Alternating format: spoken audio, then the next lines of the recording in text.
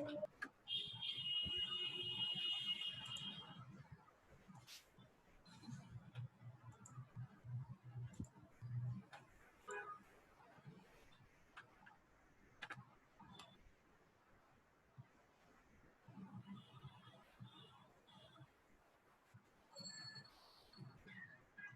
Good. আমার কথা শোনা যাচ্ছে? জি স্যার, কথা শোনা যাচ্ছে। স্ক্রিন দেখা যাচ্ছে? জি স্যার, দেখা যাচ্ছে। ফাংশন ওকে, আমরা শুরু করি। ওকে, আজকে আমরা একটু ফাংশন এবং অ্যারে নিয়ে আলোচনা করব। ফাংশন হচ্ছে সি প্রোগ্রামের one of the important topics, যেহেতু সি প্রোগ্রামকে বলা হয় মডুলার প্রোগ্রামিং, যেখানে আমরা কোনো একটা বড় প্রোগ্রামকে ছোট ছোট অনেকগুলো অংশে ভাগ করি। এই ছোট প্রত্যেকটা অংশকে আমরা বলি ফাংশন। আচ্ছা, যাই হোক, আমরা এখন দেখবো যে কিভাবে ফাংশন কাজ করে।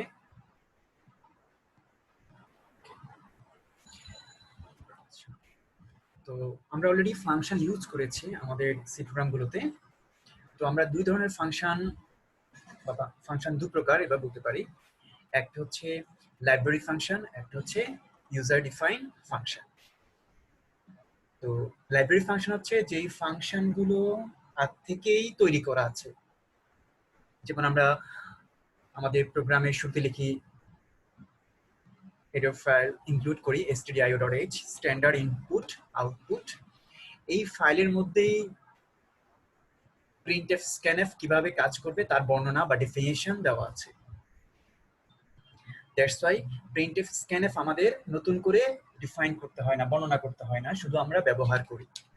অর্থাৎ আমাদের প্রয়োজনে আমরা যখন ইনপুট নেওয়ার দরকার হয় তখন আমরা স্ক্যানএফ ফাংশন কল করি, যখন কোনো কিছু ফলাফল দেওয়ার দরকার হয় তখন আমরা প্রিন্টএফ ফাংশন কল করি। ওকে, তো এই দুটো ফাংশন হচ্ছে লাইব্রেরি ফাংশনের উদাহরণ, যেটা stdio.h নামক হেডার ফাইলে ডিফাইন করা আছে। এছাড়া আমরা আমাদের প্রয়োজনে যে ফাংশনগুলো তৈরি করি বা যেই ফাংশনগুলো লাইব্রেরিতে নেই, আমাদের ব্যক্তিগত কাজ, আমাদের প্রয়োজনীয় কোনো প্রবলেম সমাধানের জন্য আমরা যেসব বা আমাদের কোনো স্পেসিফিক সমস্যা সমাধানের জন্য যেসব ফাংশন আমরা তৈরি করি সেগুলোকে আমরা বলি ইউজার ডিফাইন্ড ফাংশন। তো প্রত্যেকটা সি প্রোগ্রামে কমন যে ইউজার ডিফাইন্ড ফাংশনটা থাকে সেটাকে আমরা বলি মেইন ফাংশন। কারণ মেইন ফাংশনের ভেতরে কি থাকবে সেটা আমাদের ইচ্ছে মতো, অর্থাৎ আমরাই ডিফাইন করি যে মেইন ফাংশনের ভেতরে শুরু থেকে শেষ পর্যন্ত কি লিখবো আমরা, এটা নির্দিষ্ট না। তো মেইন হচ্ছে একটা কমন ইউজার ডিফাইন্ড ফাংশন যেটা প্রত্যেকটা সি প্রোগ্রামে থাকে। এছাড়াও আমরা আরো ফাংশন তৈরি করতে পারি, যেমন area of circle, area of triangle, area of rectangle, area of cube, whatever আমাদের প্রয়োজন অনুযায়ী আমরা ফাংশন তৈরি করতে পারি। তো এই ফাংশনগুলোকে বলা হয় ইউজার ডিফাইন্ড ফাংশন। তো একটা ইউজার ডিফাইন্ড ফাংশন আমরা কিভাবে তৈরি করব, কিভাবে সেটা ব্যবহার করব, বা কিভাবে একটা ইউজার ডিফাইন্ড ফাংশন লিখতে হয় সেটা আমরা শিখব। তো আমরা যদি একটা ফাংশনের স্ট্রাকচারের দিকে তাকাই, একটা ফাংশনের স্ট্রাকচারে চারটা পার্ট থাকে, চারটা অংশ থাকে। আমরা যখন একটা ফাংশন ডিফাইন করব তখন আমাদের এই চারটা অংশ সম্পর্কে খেয়াল রাখতে হবে। প্রথম যে অংশটা সেটাকে বলি আমরা রিটার্ন টাইপ। তো আমরা যে ফাংশনগুলো তৈরি করব, আমি এখানে একটা এক্সাম্পল দিলাম মাই ফাংশন সংক্ষেপে। আর এই ফাংশনের রিটার্ন টাইপ, অর্থাৎ ফাংশনের নামের পূর্বে যে পার্টটা থাকে সেটাকে আমরা বলি রিটার্ন টাইপ, যেখানে আমরা লাল কালার দিয়ে হাইলাইট করেছি। তো ফাংশনের রিটার্ন টাইপ থাকতেও পারে, নাও থাকতে পারে। ফাংশনের রিটার্ন টাইপ থাকতেও পারে, নাও থাকতে পারে। যদি রিটার্ন টাইপ না থাকে তাহলে আমরা ভয়েড কিওয়ার্ড ইউজ করব, তার মানে এখানে কোনো ডেটা টাইপ নাই, রিটার্ন কোনো কিছু রিটার্ন করতে হবে না। এর মানে হচ্ছে এই ফাংশন কোনো কিছু মানে কোনো ডেটা রিটার্ন করবে না। আর পরের দুটো দেখো, একটাতে আমরা ইউজ করছি ইন্ট, একটাতে ইউজ করছি ফ্লোট। তার মানে 3 নাম্বার এক্সাম্পল বা 3 নাম্বার যে স্ট্রাকচার সেখান থেকে ইন্টিজার ডেটা রিটার্ন করবে, পরের লাস্ট ডেটা থেকে ফ্লোট ডেটা রিটার্ন করবে। সো যখনই রিটার্ন টাইপ থাকবে, রিটার্ন টাইপ হলো কোন একটা ডেটা টাইপ, আমরা যেসব ডেটা টাইপ প্র্যাকটিস করে থাকি তার কোনো একটা ডেটা টাইপ হচ্ছে রিটার্ন টাইপ। তো যদি রিটার্ন টাইপ থাকে তাহলে অবশ্যই রিটার্ন স্টেটমেন্ট থাকতে হবে। যেমন আমরা মেইন ফাংশন লিখে থাকি রিটার্ন 0, ইন্ট মেইন, তার মানে মেইন ফাংশন একটা ইন্টিজার রিটার্ন করবে, আর মেইন ফাংশনের লাস্টে ভিতরে শেষ লাইন হিসেবে আমরা লিখি রিটার্ন 0। এটাকে বলা হয় রিটার্ন স্টেটমেন্ট। তার মানে রিটার্ন কিছু একটা রিটার্ন করবে। যদি আমরা ইন্ট বলি তার মানে ইন্টিজার ডেটা রিটার্ন করবে, যদি ফ্লোট বলি রিটার্ন টাইপ তাহলে ফ্লোট ডেটা রিটার্ন করবে, যদি চার বলি ক্যারেক্টার ডেটা রিটার্ন করবে। এভাবে যেটা আমরা রিটার্ন টাইপ দিব সেই অনুযায়ী রিটার্ন স্টেটমেন্ট হবে। আচ্ছা, এরপরে হচ্ছে ফাংশন নেম। ফাংশন নেম হচ্ছে একটা আইডেন্টিফায়ার, অর্থাৎ যেই ওয়ার্ড দ্বারা, যেই শব্দ দ্বারা আমরা চলক, ধ্রুবক বা ফাংশনকে শনাক্ত করি, নামকরণ করি, সেটাকে আমরা বলি আইডেন্টিফায়ার, যেটা আমরা প্রিভিয়াস লেকচারগুলোতে আলোচনা করেছিলাম। আইডেন্টিফায়ার কি, সেটা রুলস কি। যাক, তাহলে আইডেন্টিফায়ার হচ্ছে একটা নাম, যে নাম দিয়ে আমরা চলক, ধ্রুবক বা ফাংশনকে শনাক্ত করতে পারি। এবং এই আইডেন্টিফায়ার বা নামকরণের নিয়ম আছে, সেই নিয়মটা আমাদের জানতে হবে। সেই নিয়ম অনুযায়ী আমরা যে কোনো নাম ব্যবহার করতে পারবো। তাহলে ফাংশন নেম থাকবে, যে নাম দিয়ে আমরা ফাংশনকে কল করব, ফাংশনকে অ্যাক্সেস করব, ফাংশনকে ব্যবহার করব। থার্ড যে অংশটা সেটাকে বলি আমরা আর্গুমেন্ট বা প্যারামিটার লিস্ট। তো আর্গুমেন্ট বা প্যারামিটার হচ্ছে, নরমালি আমরা আর্গুমেন্ট বলতে পারি। আর্গুমেন্ট হচ্ছে যে ফাংশনটাকে যখন আমরা কল করব তখন আমাদের কি ডেটা দিতে হবে, বা আমরা এভাবে বলতে পারি এই ফাংশন কি ডেটা গ্রহণ করে। যেমন দেখো, আমরা যদি প্রিন্টএফ এর কথা চিন্তা করি, প্রিন্টএফ আমরা দুভাবে প্র্যাকটিস করে থাকি বা দুভাবে লিখে থাকি। প্রথমটা হচ্ছে শুধুমাত্র একটা মেসেজ প্রিন্ট করি, যে প্রিন্টে দিয়ে enter the value of x, এটাকে একটা মেসেজ বা একটা স্ট্রিং প্রিন্ট করি, একটা ভ্যালু, একটা আর্গুমেন্ট। তার মানে এই প্রিন্টএফ এ আমরা একটা আর্গুমেন্ট পাঠাচ্ছি। আবার যদি আমরা লাস্টের প্রিন্টএফ এর দিকে তাকে আমরা তখন লিখি প্রিন্টএফ ডাবল কোটেশনের ভিতরে %d, s। তার মানে এখানে কমা দিয়ে আমরা সেপারেট করি। আর্গুমেন্টে যদি একাধিক আর্গুমেন্ট থাকে, কমা দিয়ে আমরা সেপারেট করি। তার মানে এই সেকেন্ড যে প্রিন্টএফ এর কথা বলতেছি, এখানে দুটো আর্গুমেন্ট। তো দ্যাট মিন্স আমরা যেটা বলতে চাচ্ছি সেটা হচ্ছে একটা ফাংশনে আর্গুমেন্ট মানে ফাংশনটা কল করার সময় যে ডেটা আমরা দিচ্ছি বা ফাংশনটা অ্যাক্টিভ হওয়ার জন্য যে ডেটা গ্রহণ করতেছে, একই কথা, সেটা হচ্ছে আর্গুমেন্ট। তো আর্গুমেন্ট থাকতেও পারে, নাও থাকতে পারে, আবার একাধিকও থাকতে পারে। তাহলে আমাদের প্রথম যে এক্সাম্পল, সেখানে আমরা ভয়েড দিছি, ভয়েড মানে কোনো আর্গুমেন্ট নেই, খালি। ভয়েড মানে খালি, কোনো আর্গুমেন্ট নেই। ভয়েড না লিখলেও কোনো আর্গুমেন্ট নেই। যেমন মেইনে আমরা লিখি int main, just first bracket দিই, ভিতরে কিছু লিখি না। তো ভিতরে কিছু না লেখার মানেই হচ্ছে এটা ভয়েড। তো আমি ভয়েড স্পেসিফাই করতে পারি, ভয়েড না লিখলেও সেখানে কি আছে, ভয়েড আছে। ওকে, তার মানে প্রথম ফাংশনটা কোনো কিছু গ্রহণ করতেছে না। সেকেন্ড ফাংশনটা একটা ইন্টিজার গ্রহণ করতেছে, এক্স। তার মানে এখানে একটা আর্গুমেন্ট। সেকেন্ড ফাংশন একটা আর্গুমেন্ট গ্রহণ করতেছে, আবার একটা ডেটা রিটার্ন করতেছে। থার্ড যে ফাংশন, সে দুটো আর্গুমেন্ট গ্রহণ করতেছে বা দুটো ডেটা গ্রহণ করতেছে। একটা নাম দিচ্ছি আমরা এক্স, একটা হচ্ছে ওয়াই। তো এখানে দেখা যাচ্ছে দুটো আর্গুমেন্ট ডিফারেন্ট টাইপ, একটা হচ্ছে ইন্টিজার টাইপ, একটা হচ্ছে ফ্লোট টাইপ। তার মানে এখান থেকে আমরা বুঝলাম যে আর্গুমেন্ট ডিফারেন্ট টাইপ হতে পারে। আর্গুমেন্ট ডিফারেন্ট টাইপ হতে পারে, সেম টাইপও হতে পারে, নাও থাকতে পারে, একটাও থাকতে পারে, একাধিকও থাকতে পারে, ডিফারেন্ট টাইপও থাকতে পারে। ভ্যারিয়েশন আছে, যে কোনো ভ্যারিয়েশন আমরা আমাদের প্রয়োজন অনুযায়ী ব্যবহার করতে পারি। এরপরে 4 নম্বর যে পার্টটা, সেটাকে আমরা বলি ফাংশন বডি।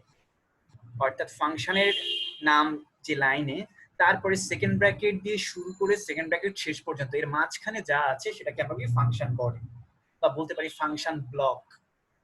আমরা এর আগে ইউজ করছি লুপ বডি বা লুপের ব্লক, কন্ডিশনের বডি বা কন্ডিশনের ব্লক। অর্থাৎ সেকেন্ড ব্র্যাকেট দিয়ে আমরা কোনো একটা ব্লক ইন্ডিকেট করি, কোনো কিছুর বডি ইন্ডিকেট করি। তো এটা আমার তো ফাংশন স্ট্রাকচার।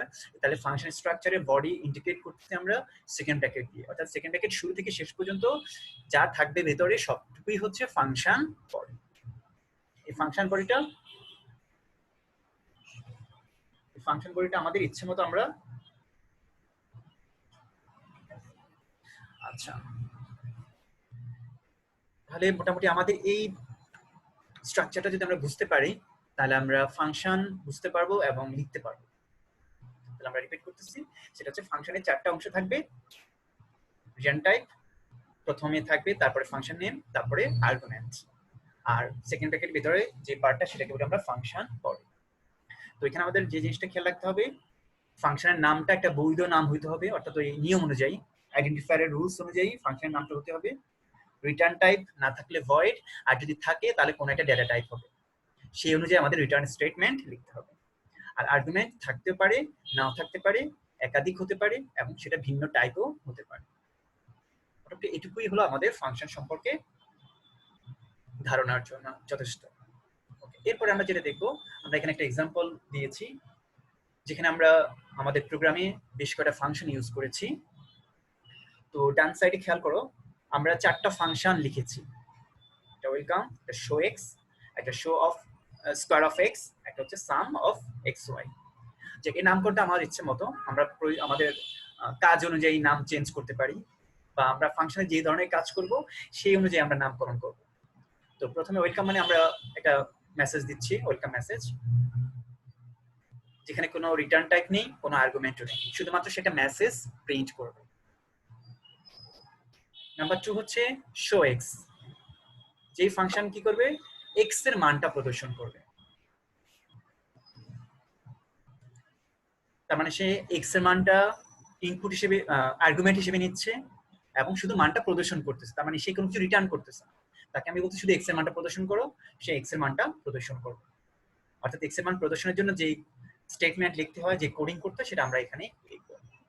থার্ড যে ফাংশনটা, যেটাকে বলছি আমরা স্কোয়ার অফ এক্স, অর্থাৎ এক্স এর মানটা আমরা গ্রহণ করব এই ফাংশনে এবং এক্স এর বর্গ নির্ণয় করব, এবং সেই বর্গটা আমরা আবার রিটার্ন করতেছি, কারণ এই ফাংশনটা একটা আর্গুমেন্ট নিচ্ছে এবং একটা ভ্যালু রিটার্ন করতেছে।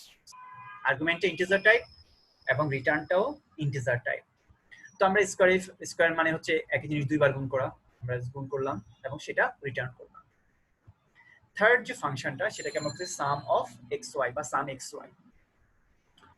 এর মানে হচ্ছে আমরা এক্স ওয়াই এর মান যোগ করব। তো এক্স এবং ওয়াই দুটো ভিন্ন টাইপের আর্গুমেন্ট। এই ফাংশনের দুটো আর্গুমেন্ট, একটা ইন্টিজার টাইপ যেটার নাম দিয়েছি আমরা এক্স, একটা ফ্লোট টাইপ যার নাম দিয়েছি আমরা ওয়াই। আর এই ফাংশনটা একটা ফ্লোট ভ্যালু রিটার্ন করবে, একটা ফ্লোট ভ্যালু রিটার্ন করবে। তো এখানে আমরা এক্স ওয়াই যোগ করে একই সাথে রিটার্ন করছি, এভাবেও লিখতে পারি, আবার তার উপরে যে ফাংশন সেভাবেও আমরা লিখতে পারি। তার মানে প্রথমে আমরা একটা চলক নেব, সেখানে এক্স ওয়াই যোগ করব, যোগফলটা রিটার্ন করব, এভাবেও লিখতে পারি, আবার এটা শর্টকাট ফরম্যাটে এভাবেও লিখতে পারি, দুটোই কারেক্ট। তার মানে আমরা এখানে এক লাইনে ফাংশনটা শেষ করলাম, আর তার উপরেটা আমরা 3 লাইনে একই কাজ করলাম, 3 লাইনে। ওকে, দুভাবেই কারেক্ট, যেভাবে ইচ্ছা। কারণ এখানেও কি হবে, এক্স আর ওয়াই যোগ হবে, যোগফলটা ফ্লোট হবে, যেহেতু ফ্লোট বড়, ইন্টিজার ছোট, ফ্লোট বড়, এই জন্য ফলাফলটা ফ্লোটে চলে যাবে এবং আমরা একটা ফ্লোট ভ্যালু পাবো। চাইলে আমরা আলাদা এভাবে float sum, sum equal to x plus y, return sum, এভাবেও লিখতে পারি, কোনো প্রবলেম নেই। তো আমাদের উদ্দেশ্য হচ্ছে ফাংশন বোঝা, এখানে আমাদের কারেকশন বা প্রেজেন্টেশনের চেয়ে বোঝাটাই ইম্পর্টেন্ট, যে আমরা কিভাবে লিখতে পারি। ওকে, তাহলে হচ্ছে এখানে আমরা 4টা ফাংশন, এই 4টাই হচ্ছে আমাদের মেইনের ছাড়াও ইউজার ডিফাইন্ড ফাংশন। মেইন তো common, user defined function, main ছাড়াও আমরা আরো 4টা ইউজার ডিফাইন্ড ফাংশন ইউজ করলাম।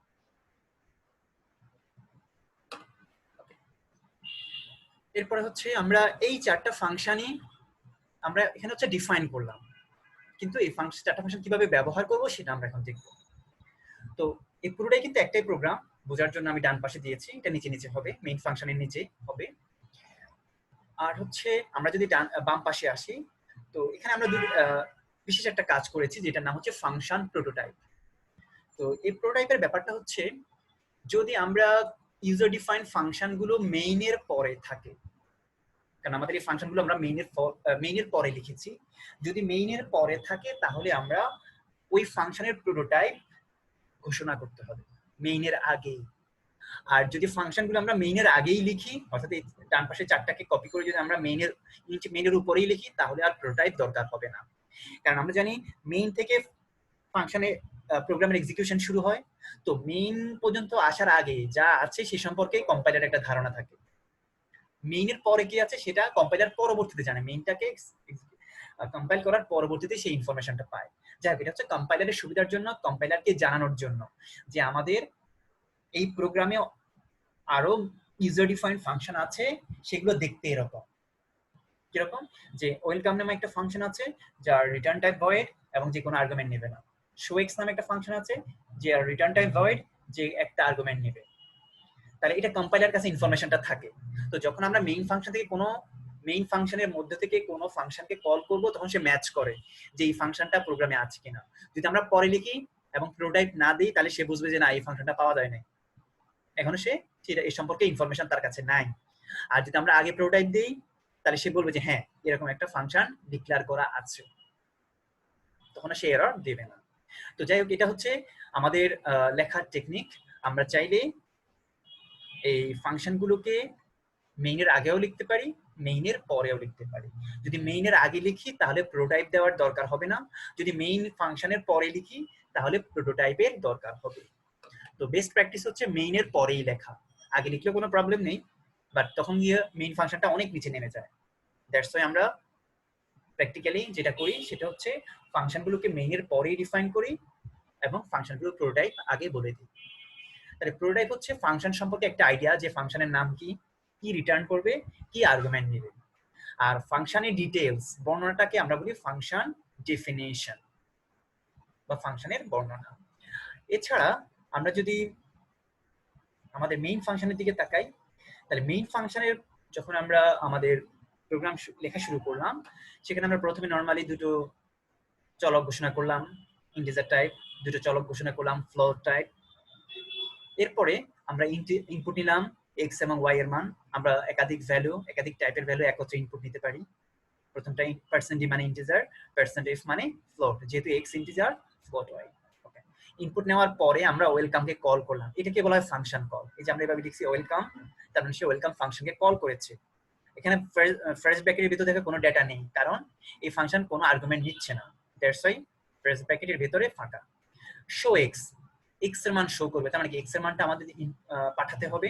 দ্যাটস ওয়াই এক্স এর মানটা আমরা আর্গুমেন্টে দিয়ে দিয়েছি। এরপরে হচ্ছে স্কয়ার অফ এক্স।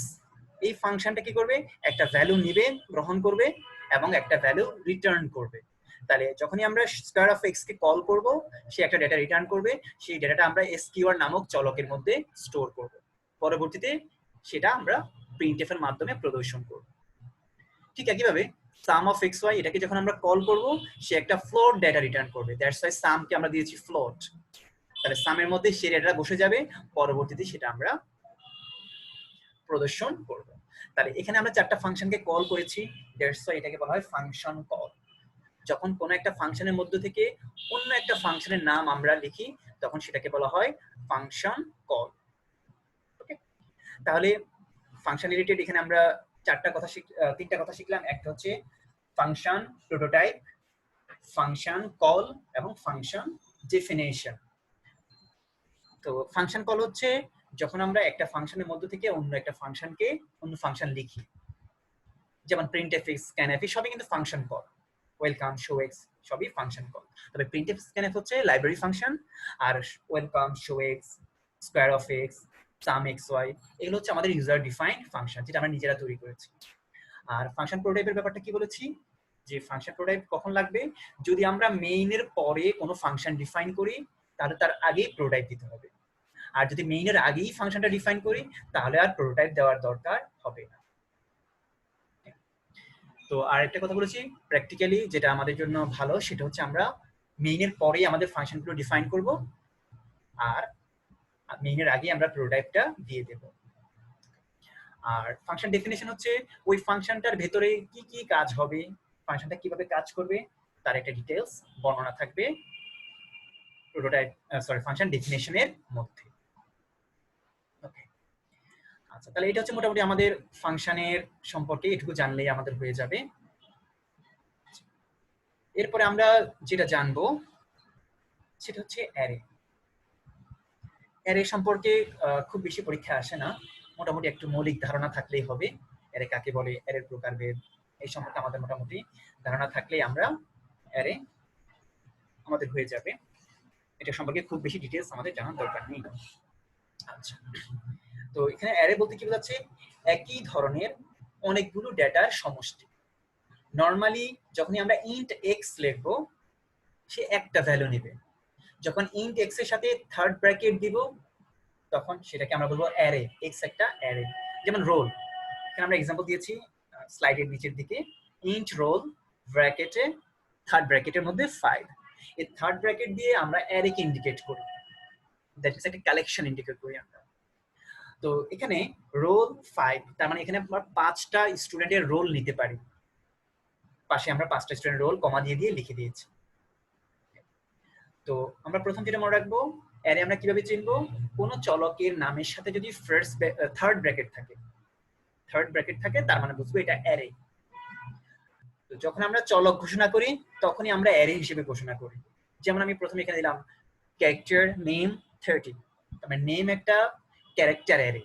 যদি এই থার্ড ব্র্যাকেট 30 না দিতাম তার মানে বুঝতাম নেম একটা ক্যারেক্টার। যেহেতু আমরা থার্ড ব্র্যাকেট দিয়েছি এবং 30 বলে দিয়েছি, এর মানে হচ্ছে নেম একটা ক্যারেক্টার অ্যারে যেখানে 30টা অক্ষর আমরা সংরক্ষণ করতে পারবো। তারপরে সেকেন্ড এক্সাম্পল, ফ্লোট মার্কস। যদি আমরা শুধু এটুকু লিখতাম, মার্কস পর্যন্ত লিখতাম, তাহলে বুঝতাম যে একটা মার্কস নেবে সে, একটা মার্কস, একটা ডেটা। যেহেতু আমরা সাথে ব্র্যাকেটে 12 দিয়ে দিয়েছি, তার মানে আমাদের বুঝতে হবে এখানে সে 12টা সাবজেক্টের ডেটা নিতে পারবে, 12টা সাবজেক্টের মার্কস সংরক্ষণ করতে পারবে। তাহলে আমরা এখন বুঝবো যে কথাটা, সেটা হচ্ছে অ্যারে হচ্ছে একটা নাম চলক, অ্যাজ ওয়েল চলক, যেটা স্পেশালিটি হলো সে একটা নামের অধীনে অনেকগুলো ডেটা সংরক্ষণ করতে পারে। যেমন এক্সাম্পল হিসেবে আমরা বলতে পারি মানুষের নাম, নামের মধ্যে কিন্তু একটা ডেটা থাকে না, নামের মধ্যে অনেকগুলো অক্ষর থাকে, কারণ প্রত্যেকটা অক্ষরই একটা ডেটা। তারপর আমাদের এক্সাম মার্কস, মার্কস কিন্তু অনেকগুলো সাবজেক্টের হয়, মোটামুটি আমাদের 12টা সাবজেক্ট বা 13টা সাবজেক্ট, হোয়াটএভার, তার 6টা সাবজেক্ট, একাধিক সাবজেক্ট থাকে। তারপর আমরা বলতে পারি অ্যারের প্রকারভেদ। অ্যারেকে আমরা দুই প্রকার বলে থাকি সাধারণত, একটা হচ্ছে ওয়ান ডাইমেনশন, একটা হচ্ছে মাল্টি ডাইমেনশন। একমাত্রিক অ্যারে মানে যেখানে আমরা সিরিয়ালি ডেটা রাখতে পারি, সেটা হচ্ছে একমাত্রিক। আর যেখানে আমরা ডাইমেনশন, 2 ডাইমেনশন, 3 ডাইমেনশন, যেখানে অর্থাৎ প্রত্যেকটা বিন্দুর জন্য একাধিক ভ্যালু থাকে, তাই না? যদি আমরা একটা টেবুলার প্রেজেন্টেশন, ম্যাট্রিক্স প্রেজেন্টেশনের কথা চিন্তা করি, যেখানে রো থাকে, কলাম থাকে, একটা টেবিলে রো থাকে, কলাম থাকে, ম্যাট্রিক্সে রো থাকে, কলাম থাকে, দ্যাট মিন্স 2 ডাইমেনশন। বা আমরা যেসব পিকচার দেখি নর্মালি এগুলো 2 ডাইমেনশন, বাট আমরা রিয়েল লাইফ যেসব অবজেক্ট দেখি, অবজেক্টগুলো আবার 3 ডাইমেনশন বা মাল্টি ডাইমেনশন হতে পারে। ওকে, তো ডাইমেনশন সম্পর্কে যেটা আমরা ম্যাথমেটিক্সে আইডিয়া আছে, আমরা সহজে বুঝতে পারবো। তো নর্মালি অ্যারে আমরা ওয়ান ডাইমেনশন ব্যবহার করে থাকি, বাট চাইলে আমরা অ্যারেকে মাল্টি ডাইমেনশনও ব্যবহার করতে পারি। তো মাল্টি ডাইমেনশন অ্যারে ক্ষেত্রে প্রথমটা হচ্ছে রো, সেকেন্ডটা হচ্ছে কলাম, বা বলতে পারি আমরা প্রথমটা এক্স অ্যাক্সিস, পরেরটা ওয়াই অ্যাক্সিস। যদি 3 ডাইমেনশন হয়, প্রথমটা এক্স, পরেরটা ওয়াই, পরেরটা জেড অ্যাক্সিস। কারণ প্রত্যেকটা পয়েন্টের জন্য 3টা ভ্যালু লাগে। 3D অবজেক্টের ক্ষেত্রে প্রত্যেকটা পয়েন্ট জন্য আমাদের 3টা ভ্যালু লাগে। 2D গ্রাফের ক্ষেত্রে প্রত্যেকটা পয়েন্টের জন্য 2টো ভ্যালু লাগে। যখন আমরা গ্রাফ অঙ্কন করি তখন আমাদের 2টো ভ্যালু লাগে, একটা এক্স, একটা ওয়াই, তখন এটা হচ্ছে 2 ডাইমেনশন। কিন্তু যদি আমরা কোনো একটা 3D অবজেক্ট ড্র করতে চাই, তাহলে আমাদের 3টা ভ্যালু লাগবে, এক্স, ওয়াই, জেড। যাক, তাহলে আমরা বলতে পারি অ্যারে হইতে পারে ওয়ান ডাইমেনশন, হতে পারে মাল্টি ডাইমেনশন।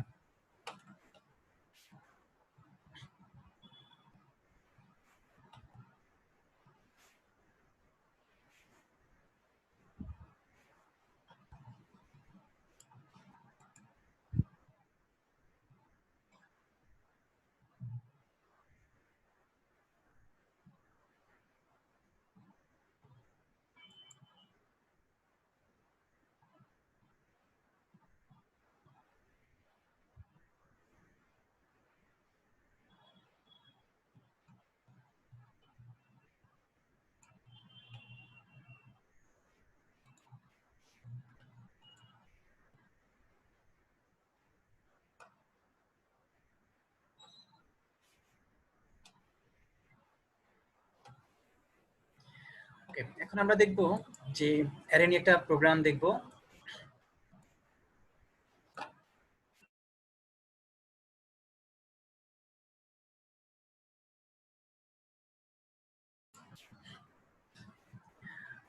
ওকে, এখানে আমরা দেখতেছি যে অ্যারে নিয়ে একটা উদাহরণ দেওয়া আছে।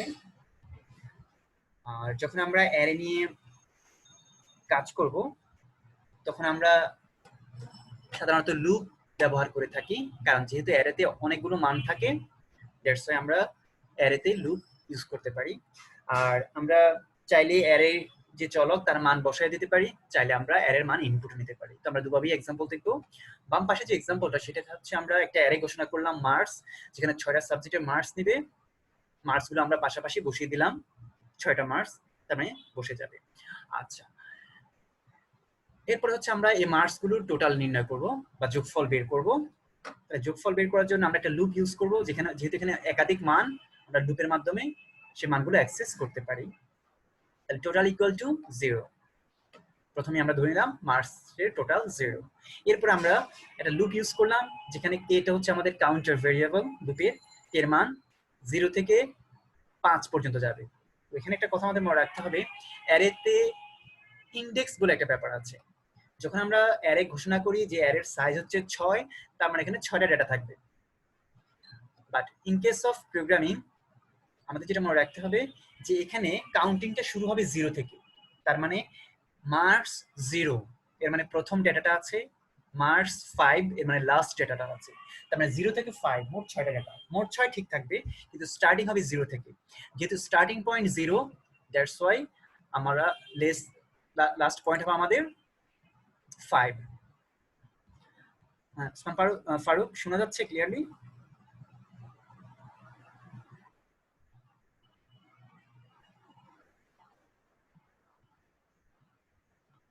আচ্ছা, তাহলে হচ্ছে আমরা, হ্যাঁ ওকে ঠিক আছে।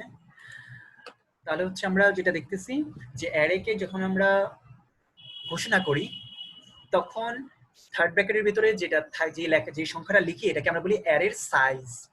আমরা প্রিভিয়াস এক্সাম্পলে, প্রিভিয়াস ডেফিনিশন সময় বলেছি, যখন আমরা ডেটা টাইপ অ্যারে নেম, আর যখন আমরা ঘোষণা করি তখন সেটাকে বলি আমরা অ্যারের সাইজ, ডাইমেনশন সাইজ। 1 ডাইমেনশন হলে 1 ডাইমেনশনে এসে কতগুলো ডেটা থাকবে, 2 ডাইমেনশনে হলে ফার্স্ট ডাইমেনশন কত, সেকেন্ড ডাইমেনশন কত, অ্যারের সাইজ। আর যখন আমরা অ্যারেটা ব্যবহার করি তখন সেটাকে বলি আমরা অ্যারের ইন্ডেক্স। তার মানে থার্ড ব্র্যাকেট দিয়ে আমরা দুটো টার্ম এখানে শিখবো। অ্যারে ঘোষণার সময় থার্ড ব্র্যাকেটের মধ্যে যা আছে সেটাকে বলি আমরা অ্যারের সাইজ, আর যখন আমরা অ্যারেটাকে ব্যবহার করি, অ্যারেতে মান বসাই অথবা অ্যারে অ্যাক্সেস করি, তখন সেটাকে বলি আমরা অ্যারের ইন্ডেক্স। এই স্লাইডে নিচের দিকে দেখো, আমরা সেকেন্ড অ্যারে ঘোষণার পরে ইন্ট রোল 5, মানে অর্থাৎ 5টা ডেটা নিয়ে একটা রোল নামক অ্যারে ঘোষণা করলাম, যেখানে রোল 0 এর মানে হচ্ছে 0 নাম্বার ইন্ডেক্স, রোল 1 এর মানে হচ্ছে 1 নাম্বার ইন্ডেক্স। সো আমরা রিয়েল লাইফে কাউন্টিং করি 1 থেকে, কিন্তু প্রোগ্রামিং এ মেমোরিতে কাউন্টিং হয় 0 থেকে। অ্যারের ক্ষেত্রে অ্যারে কাউন্টিং হয় 0 থেকে। সো দ্যাটস ওয়াই এখানে রোল 0 মানে অ্যাকচুয়ালি অ্যারের প্রথম এলিমেন্ট, রোল 1 মানে অ্যারের সেকেন্ড এলিমেন্ট। সো এই জন্য যখন আমরা অ্যারেতে সংরক্ষণ করি, অ্যারের প্রথম উপাদান থাকবে 0 তে, আর লাস্টের উপাদান থাকবে সাইজ -1। অ্যারের লাস্ট উপাদান কোথায় থাকবে, সাইজ -1। আর এই জন্য আমরা অ্যারে যখন অ্যাক্সেস করি সেটাকে আমরা বলি ইন্ডেক্স, আর যখন অ্যারে ঘোষণা করি তখন বলি অ্যারে সাইজ। অ্যারে সাইজ মানে অ্যারেতে কতগুলো ডেটা থাকতে পারবে, আর ইন্ডেক্স মানে আমরা কত নাম্বার এলিমেন্টটা এখানে অ্যাক্সেস করতেছি। আচ্ছা, এরপর হচ্ছে আমরা যেটা এখানে দেখতেছি যে আমরা কি করতেছি, একটা লুপের মাধ্যমে, যেহেতু লুপে একটা কাউন্টিং এর ব্যাপার আছে, 0 1 2 3 4 5 এভাবে সে কাউন্টিং করতে থাকবে, এবং প্রত্যেকবার আমরা মার্কস নামক অ্যারের একটা একটা করে ডেটা অ্যাক্সেস করব। প্রথমে 0, তারপরে 1, তারপরে 2, তারপরে 3 আপ টু 5। কারণ এখানে লেস দ্যান 6 লিখেছি, এর মানে 5 পর্যন্ত যাবে। 0 থেকে যেহেতু শুরু, তার এটা 5 পর্যন্ত যাবে। ওকে, এবং সে প্রত্যেকটা মান এখানে যোগ করবে। যখনই 5 এর বেশি হয়ে যাবে, তার মানে 5 পর্যন্ত যাওয়ার মানে হচ্ছে 6টা ডেটা সে যোগ করে ফেলেছে, তারপর সে লুপ থেকে বের হয়ে যাবে এবং সেটা প্রদর্শন করবে। ডান সাইডে যে আমরা এক্সাম্পল দিয়েছি সেটা হচ্ছে আমরা এখানে মার্কসটা ইনপুট নেব। লেফট সাইডে যেটা হচ্ছে আমরা মার্কস বসিয়ে দিয়েছি, 6 সাবজেক্টের মার্কস, আর ডান পাশে হচ্ছে ব্যবহারকারী তার ইচ্ছে মতো মার্কসগুলো ইনপুট দিবে। তো এখানে আমরা মার্কস নিয়েছি 12 সাবজেক্টের, এই সাইজটা আমাদের ইচ্ছে মতো, আমরা 12 নিতে পারি, 13 নিতে পারি, 14 নিতে পারি, 20 নিতে পারি, 100 নিতে পারি, হোয়াটএভার আমাদের প্রয়োজন অনুযায়ী আমরা সাইজ ঘোষণা করতে পারি। তো আমরা এখানে 12 সাবজেক্ট দিয়েছি। তো আমরা প্রথমে বলছি এন্টার সাবজেক্টস। এখন ম্যাক্সিমাম আমরা 12টা সাবজেক্টের ডেটা নিতে পারবো। এই সাইজ মানে কি, এতে আমরা ম্যাক্সিমাম 12টা ডেটা রাখতে পারবো, কিন্তু এর কম রাখলে কোনো প্রবলেম নাই। ম্যাক্সিমাম 12টা, এর মানে আমি চাইলে 2টাও রাখতে পারি, 1টাও রাখতে পারি, 10টাও রাখতে পারি, 12টাও রাখতে পারি। তো এখানে আমরা একটা n নিলাম, তারপরে এখন এই মুহূর্তে আমরা কয়টা সাবজেক্টের মার্কস নেব, সে আমি এই মুহূর্তে 3টা সাবজেক্টের মার্কস নেব, বা 3টা সাবজেক্টের মার্কস যোগ করব, তাহলে n এর মান দেব 3। এই মুহূর্তে আমি 10টা সাবজেক্টের মার্কস যোগ করব, তার মানে n এর মান দেব আমরা ইনপুট 10। তো আমরা n এর মান যত দিব সেই অনুযায়ী আমরা লুপটা এক্সিকিউট হবে। লেফট সাইডে আমাদের মান ফিক্সড ছিল 6, দ্যাটস ওয়াই সেটা 6 বারই ঘুরবে, 0 থেকে 5 6 বারই এটা লুপটা এক্সিকিউট হবে। আর ডান সাইডে আমাদের n এর মানের উপর ভিত্তি করে লুপটা চলবে, তবে n এর মান ম্যাক্সিমাম 12 হতে পারবে। 12 এর বেশি আমরা ইউজ করতে পারি না। আমি ইনপুট দিলেও সে কাজ করবে না, কারণ আমার অ্যারের ক্যাপাসিটি হচ্ছে 12। সো আমি 12টার বেশি ডেটা এখানে নিতে পারবো না। যদি আমি n এর মান বেশি দিও আমার এখানে প্রবলেম ক্রিয়েট হবে। যাই হোক, তো এখানে আমরা বুঝবো যে আমরা এখানে জন্য সাবজেক্টের লিমিট বলে দিয়েছি, লিমিট 12, তার মানে আমি 12টা বেশি এখানে ইনপুট দেব না। যাই হোক, যদি আমরা n এর মান 12 এর মধ্যে কোন একটা ডেটা দিই, সেটা এখানে লুপ চলতে থাকবে ততবার, এবং প্রত্যেকবারই আমরা একটা করে কি নিব, ইনপুট নিব। তো আমরা স্ক্রিনে দেখতে পাবো 1, কিন্তু অ্যাকচুয়ালি সেটা হবে 0, কারণ আমরা বলেছি রিয়েল লাইফে আমরা কাউন্টিং শুরু করি 1 থেকে, আর অ্যারের ক্ষেত্রে কাউন্টিং বা অ্যারের ইন্ডেক্সিং শুরু হয় 0 থেকে। সো দ্যাটস ওয়াই যখন আমি মেসেজ প্রদর্শন করতেছি, এখন যদি বলি মার্কস অফ সাবজেক্ট 0, এটা লুকস অড, দ্যাটস ওয়াই আমি +1 করে দিয়েছি। তার মানে কে এর মান 0 থাকলেও আমাকে দেখাবে প্রথম সাবজেক্ট, কিন্তু স্টোর হবে 0-তে। তারপর আমাকে দেখাবে সেকেন্ড সাবজেক্ট 2, বাট স্টোর হবে 1-এ, কারণ কাউন্টিং যেহেতু 0 থেকে, বাট আমি প্রদর্শনের সময় +1 করে দিয়েছি। এই জন্য প্রদর্শনের সময় সে দেখাবে subject of marks of subject 1, marks of subject 2, marks of subject 3, কিন্তু ডেটা স্টোর করার সময় সে নর্মালি স্টোর করবে। ওকে, তাহলে এখানে যতবার লুপ চলবে ততবার সে একটা একটা করে ডেটা ইনপুট নিয়ে ওই অ্যারের মধ্যে সে সংরক্ষণ করবে। তাহলে লেফট সাইডে ছিল অ্যারের ডেটাটা আমরা সরাসরি দিয়ে দিয়েছি, আর রাইট সাইডে হলো আমরা একটা লুপের মাধ্যমে ইনপুট নিচ্ছি, আমরা যত দিব n এর মান সেই অনুযায়ী সে ইনপুট নিয়ে অ্যারেতে স্টোর করবে। এর পরবর্তীতে আমাদের কাজ হচ্ছে সেই মানগুলো অ্যাক্সেস করা, অর্থাৎ আমরা আগের মতো কি করব, যে মানগুলো আমরা ইনপুট দিয়েছি সেগুলোর যোগফল নির্ণয় করব। তাহলে যোগফল নির্ণয়ের জন্য আমরা লেফট সাইডের মতো একটা লুপ ইউজ করব, যেখানে প্রথমে টোটাল হবে 0,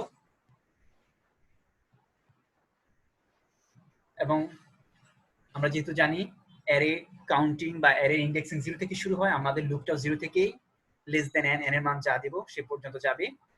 প্রত্যেকবারই আমরা একটা একটা করে মান টোটালের সাথে যোগ করব, এবং লাস্টে গিয়ে আমরা টোটাল মার্কসটা প্রিন্ট করে দেব। তো লেফট সাইডে আমরা মার্কস গুলো ইন্টিজার ধরেছি, দ্যাটস আমরা ইন্ট চলক ইউজ করেছি, আর রাইট সাইডে আমরা মার্কস গুলো ধরেছি ফ্লোট, তার মানে এখানে পূর্ণ সংখ্যাও দেওয়া যাবে, ভগ্নাংশ দেওয়া যাবে, এজন্য আমরা ফ্লোট ইউজ করেছি। তো এখানে আরেকটা জিনিস মনে রাখতে হবে, আমাদের কাউন্টার কিন্তু নরমালি ইন্টিজারই হয়, এবং number of subject, number of subject marks, এই নাম্বারটা সবসময় আমরা ইন্টিজারই ব্যবহার করে থাকি, দ্যাটস ওয়াই এখানে আমরা ইন্টিজার ইউজ করেছি। কেউ চাইলে ফ্লোট ইউজ করতে পারে, বাট যুক্তিযুক্ত হচ্ছে এখানে ইন্টিজার ইউজ করা।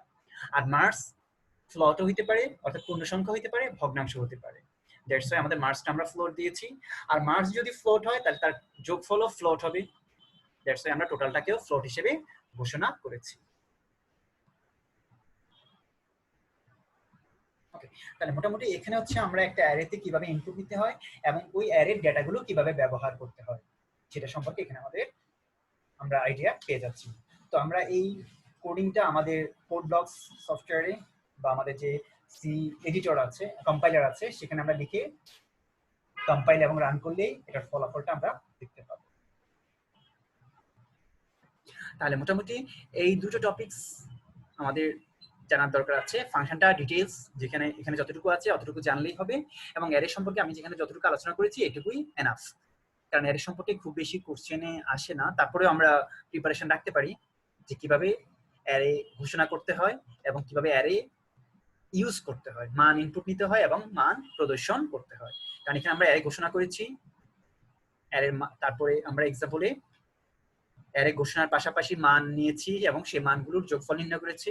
এখানে আমরা অ্যারেতে ইনপুট নিয়েছি এবং ফলাফল প্রদর্শন করেছি, প্রসেস করে ফলাফল, মানে এখানে অ্যারে ইনপুটও আছে, অ্যারে প্রসেসও আছে, অ্যারে ফলাফলও আছে। সো মোটামুটি আমাদের যতটুকু দরকার এখানেই এনাফ পরিমাণ দেওয়া আছে। আচ্ছা, তাহলে আমরা মোটামুটি এই ব্যাপারগুলো মনে রাখবো। তাহলে আমরা ফাংশন এবং অ্যারে সম্পর্কে আমাদের অ্যারে এবং ফাংশন বুঝতে আমাদের সহজ হবে। তো ফাংশনটা আমরা আমাদের প্রোগ্রামে অলরেডি আগেই ব্যবহার করেছি, কিন্তু আমরা যখন আরো ফাংশন তৈরি করতে যাব তাহলে এই বিষয়গুলো আমাদের খেয়াল রাখতে হবে। একটা হচ্ছে ফাংশন কিভাবে লিখতে হয়, একটা হচ্ছে ফাংশনের ডেফিনিশন, ফাংশন প্রোটোটাইপ এবং ফাংশন কল। তো আমাদের একটা কথা মনে রাখতে হবে, আমাদের ইউজার ডিফাইন্ড ফাংশন থেকেও কিন্তু আমরা অন্য ফাংশন কল করতে পারি। যেমন ওয়েলকাম ফাংশন থেকে আমরা প্রিন্টএফ কে কল করেছি, কোনো প্রবলেম নেই, একটা ফাংশন থেকে একটা ফাংশন কল করা যায়। ওকে, ফাংশন সম্পর্কে আরেকটা কথা আমরা জানবো, যেটাকে আমরা বলি রিকার্সিভ ফাংশন। এটা 1 মাসের জন্য আসতে পারে। রিকার্সিভ ফাংশন হলো যখন কোনো ফাংশন নিজেকে কল করে, কোনো ফাংশনের মধ্য থেকে যখন নিজের নামই সে কল করে, তখন সেটাকে বলা হয় রিকার্সিভ ফাংশন। এটা একটা বিশেষ কৌশল প্রোগ্রামিং এর, যেটা আমরা যখন প্রোগ্রামিং নিয়ে আরো হায়ার নলেজ স্টাডি করব বা হায়ার স্টাডি করব, তখন গিয়ে এই জিনিসগুলো আমাদের দরকার হয়।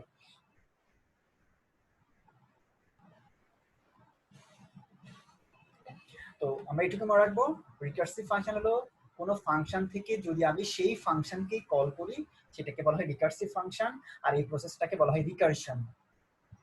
যখন আমরা একই ধরনের কাজ বারবার করি, তখন সেখানে আমরা রিকার্সিভ ফাংশনটা ব্যবহার করি। এক্সাম্পল হিসেবে আমরা বলতে পারি ফ্যাক্টোরিয়াল নির্ণয়। ফ্যাক্টোরিয়াল নির্ণয়ের ক্ষেত্রে আমরা কি করি, যদি আমরা 5 এর ফ্যাক্টোরিয়াল বের করতে চাই, তাহলে 5 থেকে শুরু করে 1 পর্যন্ত প্রত্যেকটা ফাংশনে কিন্তু আমরা প্রত্যেকটা নাম্বারই আমরা গুণ করে থাকি।